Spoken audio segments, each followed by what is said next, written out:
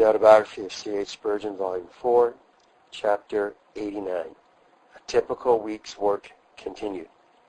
There was a little breathing space for the busy toiler after the boy was sent away with the first portion of the sermon manuscript, but usually other work at once claimed the pastor's attention. On his right hand, as represented in the view here given, his private secretary, Mr. J.W. Harold, had been busy opening the morning's letters and arranging those that required immediate answers. If there were any that he knew would be specially cheering, they were always placed where they would at once catch the eye of the dear governor. This was always the case with large and unexpected donations for the Lord's work under his care, such as a check for £500, which came as a substantial token of a father's gratitude for Mr. Spurgeon's efforts to be the means of blessing to the gentleman's son at Benton. Sometimes there were anonymous letters, complaining or abusive or even blasphemous, and it was with particular satisfaction that they were prevented from ever wounding the beloved servant of the Lord, for whom they were intended by those who wrote them. The pastor occasionally dictated replies to a few of the letters before continuing his sermon reviewing, but more often, with his own hand, he wrote the answers in full. But he never spared himself if he could give greater pleasure to others. In later years, as the number of donors to the various institutions increased so rapidly, he was obliged to have a set of receipts lithographed in facsimile. But even when using these, he added a few words which greatly enhanced their value in the opinion of those who received them. He found it necessary also to have a considerable variety of lithographed letters prepared, ready to send to applicants for admission to the college and orphanage, or persons seeking situations, asking him to read manuscripts, or to write the prefix for new books, or to do any of the 1,001 things by which so many people sought to steal away his precious moments, and at the same time to augment the revenue of the post office. It was usually far into the afternoon before the last folio of the sermon was reached, and the messenger was able to start with it to the printing office.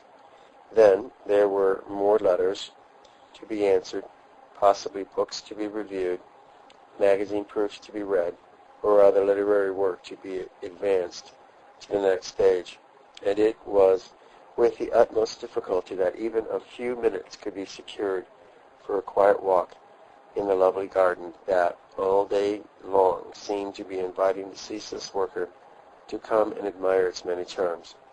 He could hear the voice of duty calling him in another direction, and soon it was time to get ready to start for the tabernacle. The clock in the illustration opposite shows that when the photograph was taken, the pastor had arranged to be at Newington at 5:30, either meeting the elders and considering with them the very important matters relating to the church's spiritual state, which specially came under their notice, or presiding at the first part of a church meeting, which often lasted throughout the whole evening and was mainly occupied with the delightful business of receiving new members. As 7 o'clock approached, he left the meeting in the charge of his brother or one of the deacons or elders, that he might be at liberty to begin the prayer meeting at the appointed hour. Sometimes, if he had arranged engagements which would prevent him from being at the tabernacle on Tuesday or Wednesday, he would get his sermon revision completed before dinner, and directly afterwards go up to see inquirers and candidates, a congenial but exhausting form of service, which often continued right up to the hour of prayer. On certain special Mondays in the year, the annual meetings of some of the smaller societies were held, and on those occasions Mr. Spurgeon was at the lecture hall in time to give out the grace before tea.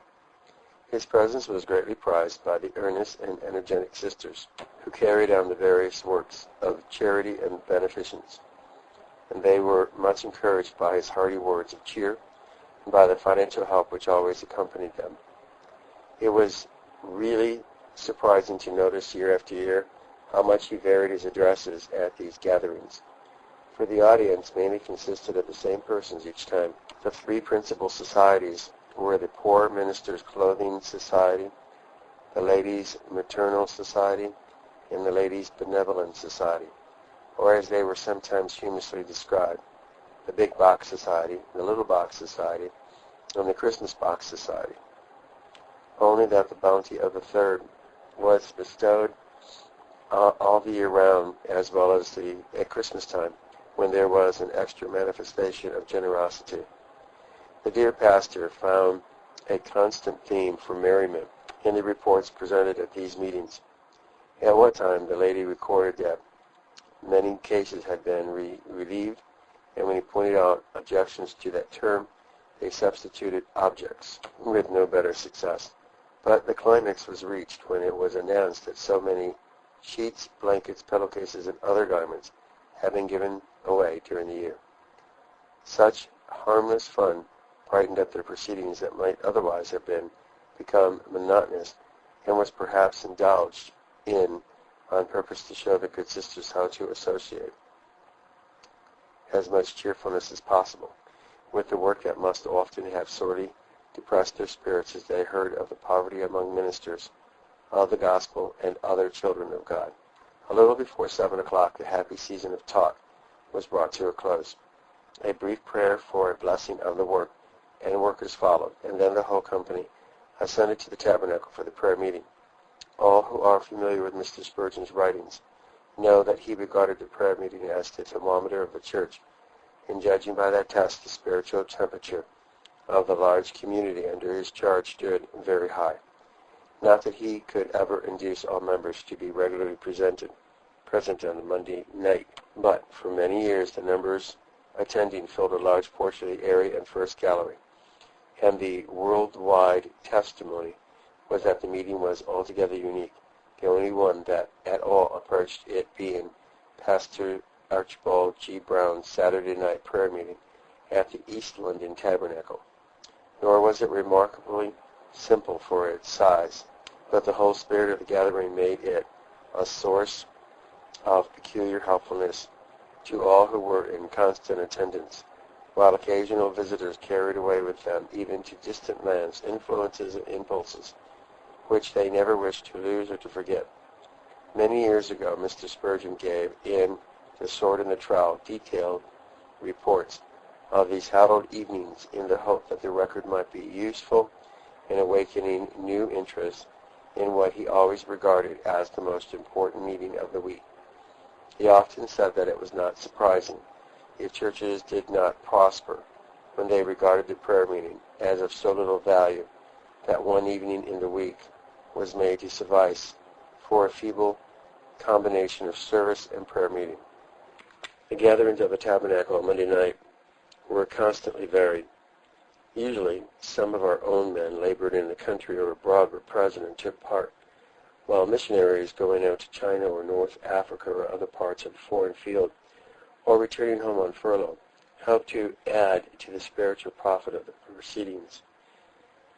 The pastor always gave one or more brief addresses, and never allowed the interest to flag. And all too soon 8:30 arrived, and the meeting had to be concluded, for many of the workers had other prayer meetings or services following closely upon that one.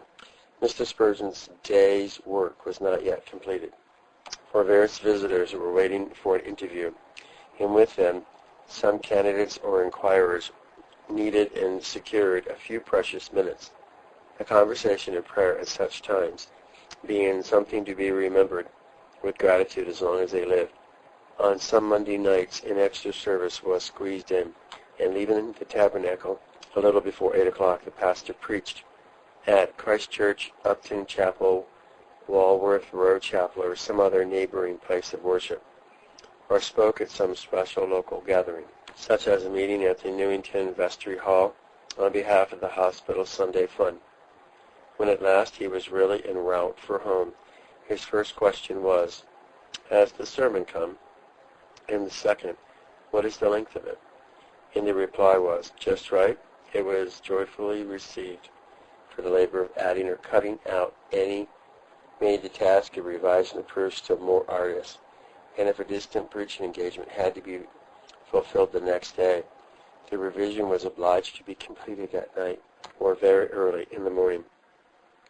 On one occasion, when the London Baptist Association Committee met at Westwood for breakfast and business, it transpired that the host had taken time by the forelock and began his day's work at 4 o'clock.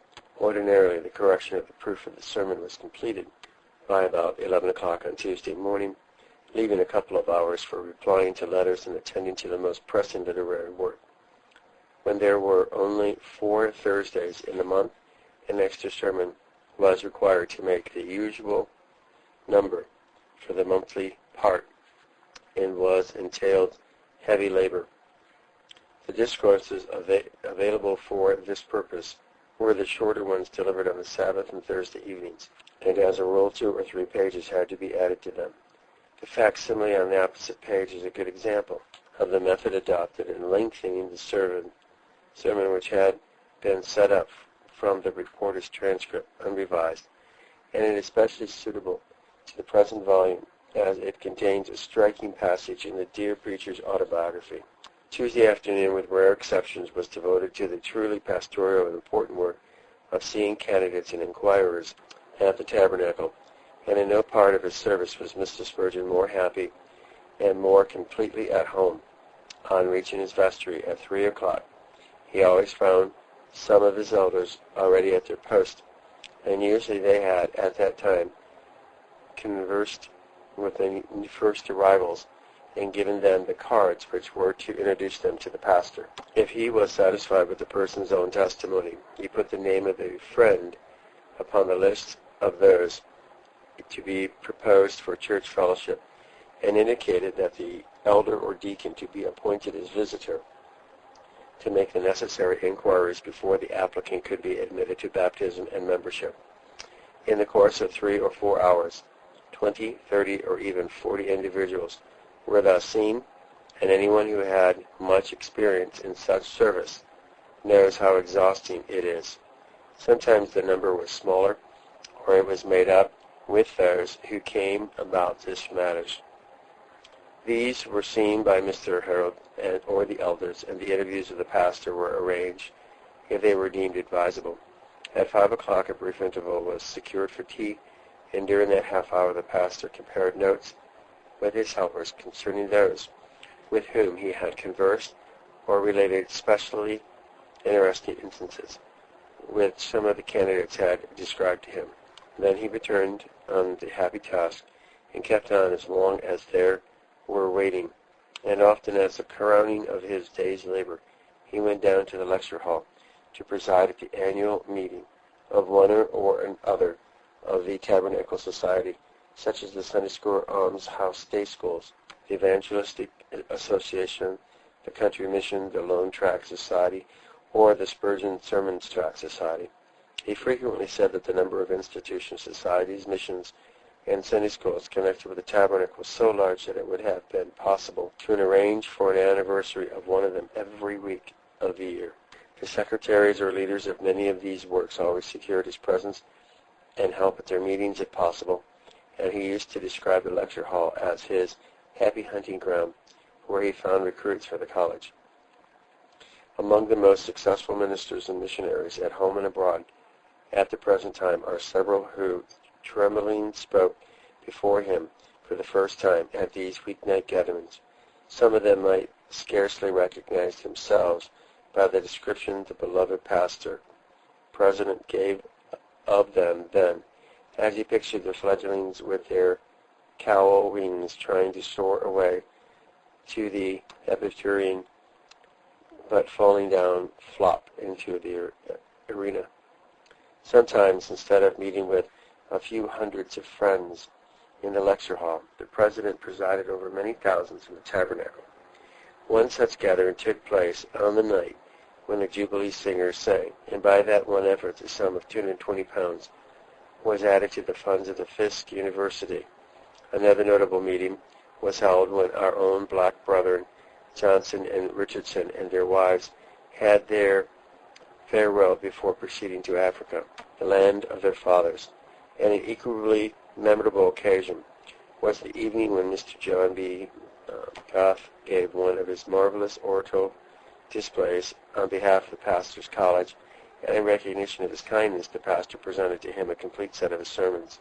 At other times, Mr. Spurgeon was not the chairman of the meeting, but he helped to contribute to the success of the proceedings by delivering an earnest address in aid of the Primitive Methodist Missionary Society, Liberation Society, or some other great public movement for which the tabernacle had been lent, and for which his personal advocacy was also desired. Wednesday was the only possible time available in midweek Sabbath, and whenever it could be secured for rest, its benefits were immediately manifest. Each year, on his return from Mentone, Mr. Spurgeon told his secretary to keep his diary clear of all engagements that day. But alas, soon one, and then another, and yet others had to be given up in response to the inopportune appeals to which the self-sacrificing preacher had not the heart to say no, although he knew that the inevitable result would be a breakdown in health and the canceling for a time of all arrangements for extra services. Then, when he appeared to have recovered, the same process would be repeated with an exactly similar sequel. But the requests for sermons, speeches, and lectures poured in upon him even during his worst illnesses, and it always pained him when he felt that he must refuse them. But there were some red-letter days when, with a congenial companion, he would go off for a long drive into the country, as described in Volume 3, Chapter 76. Yet even then, before he started in the morning or after he returned at night, he often accomplished what most other people would have considered enough for a hard day's work. When there were only 2 or 3 hours available for a drive, a favorite route was over the Shirley Hills and through Atherton Park. The Archbishop of Canterbury kindly sent each year a card giving the right of free passage through his spacious grounds, and he on several occasions expressed his wish to have the pleasure of entertaining Mr. Spurgeon at Addington. On the acceptance of one invitation to lunch, Dr. Benson greeted his guest very heartily, and pointing to his butler and footman said, "There are 2 members of your congregation, Mr. Spurgeon. When I am in residence at Lambeth, they always go to the tabernacle. I don't blame them, for I would do the same myself if I had the chance. When your coachman gets round to the stables, he will recognize another tabernacle attendant. And I can truly say that they are all a credit to the instruction they receive from you." This testimony was very pleasing to the dear pastor, and he was further cheered by hearing of others on the estate who were readers of his sermons. The 2 preachers spent a very enjoyable time together. And later on, during Mr. Spurgeon's long illness, one of the letters which gave him great comfort was written by the primate. In his friendly intercourse with the tabernacle pastor, Dr. Benson followed in the footsteps of one of his own predecessors, for during the time that the bill for the abolition of church rates was before Parliament, Archbishop Tate frequently consulted Mr. Spurgeon upon several of the details of the measure. Sometimes, instead of going through Atherton Park, Mr. Spurgeon paid a visit to the Bishop of Rochester at Selston Park. A very intimate friendship existed between Bishop Thorold and the pastor, and they enjoyed many happy hours together in the Selston home and garden. Usually each year, as the time approached for the preparation of the addresses to be delivered in connection with Episcopal visitation, the bishop invited Mr. Spurgeon to spend a long, quiet day with him in prayer and conversation upon such matters as would help to put him in a right state of heart for the responsible task before him. On several occasions he also visited his friend at Westwood, and the season of spiritual fellowship and the study must have been mutually profitable, for when it was over the visitor was gone. Mr. Spurgeon always remarked, "Oh, we have had such a delightful time of talk and prayer together." During the pastor's great illness, the bishop called more than once to express his deep personal sympathy with the beloved sufferer and his wife, and he wrote and sent many times to make tender, loving inquiries concerning the invalid. One letter of Bishop Thorold, apostrophe S, relating to Mr. Spurgeon's visit to him, has a very special interest now that both of them have entered into the glory. When the pastor published The Clue of the Maze, he sent a copy to his friend, who at once wrote, Selden's Park, Croydon, August 31st, 1885. My dear Mr. Spurgeon, your remarkable book has reached me with its affectionate inscription, which I prize even more. Perhaps some day, in the city of our King, we may look back at our stroll under the Selden's elms and our prayer in the little chapel and feel them to have been in earnest of the glory at hand. Ever your brother in Jesus Christ, A.W. R.O.F.F.E.M. Thursday morning was principally devoted to letter writing and literary work in general. Mr. Spurgeon's position naturally brought him into correspondency with vast numbers of people all over the world, and he willingly wrote those thousands of letters which are now of almost priceless value to their possessors. Yet he often felt that he could have employed his time to far better purpose. Again and again he sorrowfully said, I am only a poor clerk, driving the pen hour after hour. Here is another morning, whole morning gone, and nothing done but letters, letters, letters. When reminded of the joy and comfort he was ministering to so many troubled hearts by the very drudgery, he agreed that it was the work for the Lord as truly as the preaching in which he so much more delighted. Still we often felt that quite an unnecessary addition to his already too heavy load was made by the thoughtless and often frivolous communications to which he was expected personally to reply. Perhaps someone says, then he should not have replied to them. Yes, probably anybody but C.H. Spurgeon would have thrown many of them unanswered into the wastepaper basket. But his kind heart prompted him even to minister to the pleasure and profit of other people, whatever the cost to himself might be. Yet even he sometimes mildly protested against the unreasonableness of his correspondence, as the accompanying paragraph testifies. No sooner was it known that I was going to Scotland for rest than I received requests for sermons, not only from a large number of Scotch towns, and from places of each of the 3 lines of railway, but I was entreated just to make a few hours' stay and preach in North Wales, as also on the Cumberland coast, which, as anybody knows, are both on the road to Scotland if you choose to make them so. How many pence I have been fined in the form of postage for replies to these insanely kind demands, I will not calculate, but it is rather too absurd. I am told over and over again that I could stop 2 hours and go on by the next train. And this being done at a dozen places, when should I reach Scotland? This, too, when a man is out for a holiday. Alas, the holiday itself had to be postponed for a while, though continued ill health.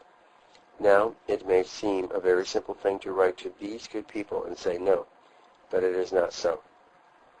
It pains me to refuse anyone, and to decline to preach is so contrary to all my heart's promptings that I had rather be flogged than feel compelled to do it. If Mrs. Spurgeon's correspondency had not quite as burdensome as usual, or if he had literary work that had to be done when the weather permitted, he liked to retire to his favorite retreat when the hours fled all too swiftly, as he wrote his comment on the Psalms or some of the other books that now remain as permanent memorials of a studious and industrious life.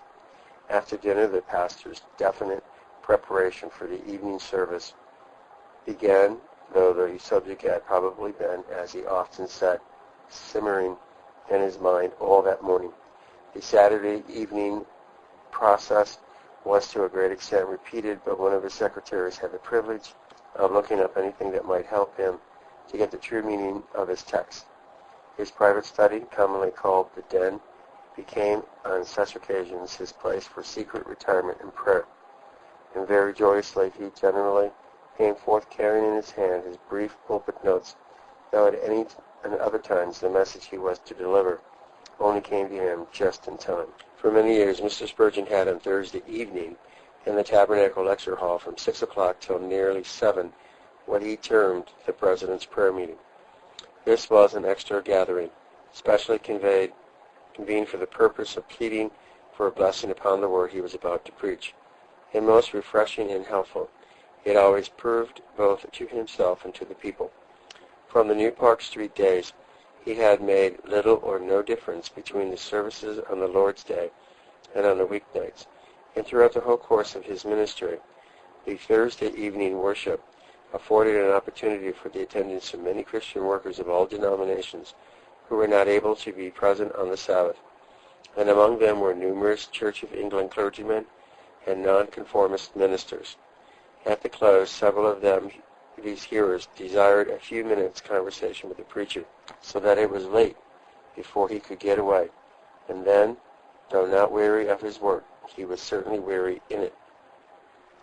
On Friday morning, the usual routine of answering correspondence had, to some extent, to give way to the President's more urgent work of preparation for his talk to the students of the college. He regarded this part of his service as so important that he devoted all his powers of heart and mind to it. And it was indeed a rich store of mental and spiritual instruction that he carried up each week to his school of the prophets. Hundreds of his own men have testified that greatly as they profited by the rest of the college curriculum, Mr. Spurgeon's Friday afternoon class was far beyond everything else in its abiding influence upon his life and ministry. With such a responsive and appreciative attendance, he was at his very best, and both students and ministers have often declared that, not even in his most brilliant pulpit utterances, has he ever excelled or even equaled what it was their delight to hear from his lips in those never-to-be-forgotten days. From 3 till 5 o'clock there was a continuous stream of wit and wisdom, counsel and warning, exaltation and doctrine, all converging to the one end of helping the men before him to become good ministers of Jesus Christ. Then when the class was dismissed, another hour or more was ungrudgingly devoted to interviews with any of the brethren who desired personally to consult the President, and that this privilege was highly prized was very evident from the way in which it was exercised. Now and then the Friday afternoon was made even more memorable by a special sermon to the students, at the close of which the Lord's Supper was observed, and the whole service being particularly helpful to the spiritual life of the brethren. On other occasions, students from the Harley House or Regent Park or Chestnut College paid a fraternal visit to Newington, and in due course the pastor's college men returned the visit. At such times, presidents, tutors, and students vied with one another in making their guests feel at home and in conveying to them all possible pleasure and profit. Perhaps between 6 and 7 o'clock, Mr. Spurgeon was free to start for home, but more likely there was another anniversary meeting, possibly of the evening classes connected with the college, at which he was promised to preside, or there was some mission hall at which he had engaged to preach or speak, or there was a sick or dying member of the church to whom he had sent word that he would call on his way back from the college. It was utterly impossible for him to make any systematic pastoral visitation of his great flock. That work was undertaken by the elders, but he found many opportunities of visiting his members, and his sermons contained frequent references to the triumphant deathbed scenes that he had witnessed. He could not often conduct funeral services, yet there were some cases in which he felt bound to make an exception to his usual rule, as he did also to the matter of weddings. The Sword and the Trowel has recorded typical instances of how thoroughly, on such occasions, he sorrowed with those who wept and rejoiced with those who were full of happiness. Add to all this the constant interruptions from callers and many minor worries to which every public man is subject, and readers may well wonder when Mr. Spurgeon could find time for reading and study and all the work he constantly accomplished. If they had known how much he was continually doing, they might have marveled even more than they did. Surely there never was a busier life than his. Not an atom more of sacred service could have been crowded into it.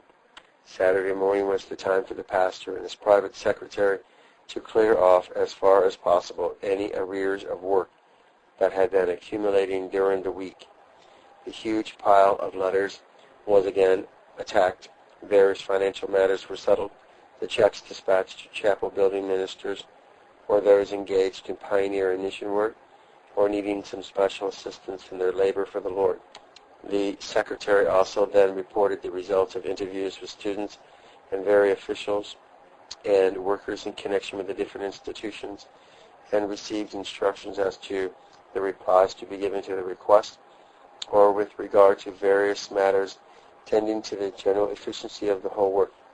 It was usual, often on that morning, for the president to see some of the applicants for admission to the college, or to examine the papers of others, and to dictate the letters conveying his decision, or making further inquiries if there was a doubt either with regard to acceptance or rejection.